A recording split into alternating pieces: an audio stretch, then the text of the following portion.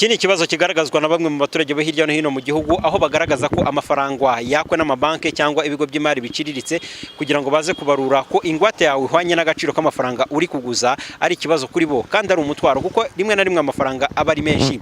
Bagasaba rero ko ayo mafaranga yakurwaho cyangwa se bakajya basobanurirwa impamvu y'ayo mafaranga. Ubundi ahanini uyaguza ugira ngo yenda uyakoreshe ku buryo bw'ushaka, none se ko bakugukubita gukanira uko ashaka, none wabigenza utese?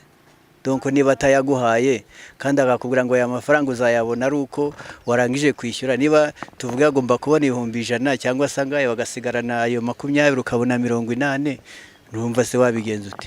Bimugiraho ingaruka cyane, kuko niba yateguye umushinga bagombye kumubwira cyangwa se banki kamusobanurira kuvuga ati aya mafaranga ya naya niyo bagomba kumusaba, bakamuheza amafaranga yuzuye mu mafaranga yaba yarasabye. Nibyo byaba byiza kugira ngo nawe abyumve. Ku ruhande rw'ibigo by'imari biciriritse bavuga ko icyo kibazo bakizi kandi koko kinakomereye abakiriya babo, bakavuga ko hari icyo bari kugikoraho. Uyu ni Peter Rwema, umuyobozi w'amashyirahamwe y'ibigo by'imari biciriritse mu Rwanda.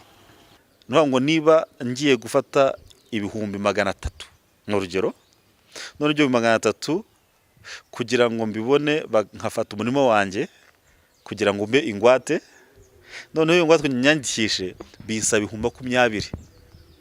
Icyo gihe kuri ya 300 nashakaga mu by'ukuri mbonye 180 kuko mukunyana maze kuyatanga. Iyo noneho bigeze igihe wenda kuko na nifite umushinga w'u 300 nkaza gushyira 180, harbu udakora neza ugatuma ntishyura.